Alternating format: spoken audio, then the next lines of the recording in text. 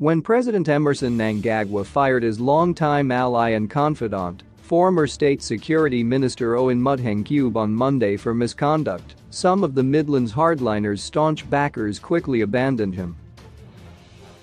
The reaction of his staunch supporters in ZANU-PF, particularly those who had created a WhatsApp group, endorsement of Mudha, prior to the ruling party's provincial elections, whose outcome in Midlands triggered the demise of the former national security boss, was somewhat surprising. Mudha Ncube had shown interest in contesting for the provincial chairmanship post, only to be blocked by incumbent chairperson Larry Mahima, whom Mnangagwa imposed to avert nasty factional fights in his backyard. When news filtered through on Monday that Mnangagwa had fired his close lieutenant for unruly behavior after Ncube last Saturday stormed a provincial meeting at Winery in Gweru, where he literally took over the agenda of the conference, Mudha's glorifiers left the social media group, endorsement of Mudha, in hordes. Once a vibrant WhatsApp group, where Ncube was given praise names such as Touch Bomber and Budlow, Monday's turn of events, however, saw a lull of activity on the group.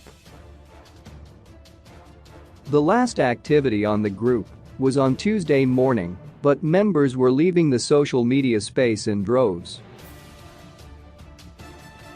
Mudha's supporters, however, took to other WhatsApp groups that had been created prior to the provincial elections to discuss the sudden demise of their adored leader. What really happened, guys? What could be the reason that things had to end up like this? One Mudha follower quizzed. A barrage of responses showed that once you become unpopular in ZANU-PF and fall out with the appointing authority in the party, the purported support you previously enjoyed evaporates and certain privileges are withdrawn from you. Lumpen elements in the ruling party follow the wind and are quick to suddenly begin ostracizing the shunned person. We have always said it before that he, Mudha Ncube, knew nothing and was not supposed to get that job, State Security Minister, one activist retorted, a rare utterance in Ncube's heyday.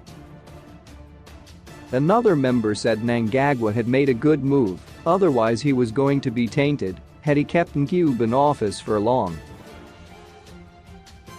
Yet another activist mocked and said Mnangagwa was the game changer and was going to win 2023 elections because he had scrapped mandatory ethanol blending, removed duty on all capital machinery, and fired a minister for misconduct. Others, probably still keeping a semblance of allegiance to Ncube, chose to be diplomatic and said knew better why he fired his handyman. However, those in opposition circles remember Ncube as a tormentor who made their life hell on earth through the use of a Kweku-based militant group, Al-Shabaab, that mainly used machetes to mete out violence against opponents. Ncube has to date denied any links to the militant group. They all agree with outspoken independent Norton legislator Themba Mliswa that Mudha used his political muscle and, in particular, the state security position to settle personal scores against those he perceived to be enemies. In Kweku, where Al-Shabaab mostly operated, Blessing Chibundo, former MDC Kweku Central MP, and MDC Alliance Mbizo legislator Settlement Chikwenya could pass for Hollywood actors in an action-packed movie where they are fugitives running away from dangerously armed rivals. During tense political battles in previous years, the two knew no peace at home, and both of them at some point reportedly had to desert their families while hiding from the machete-wielding thugs.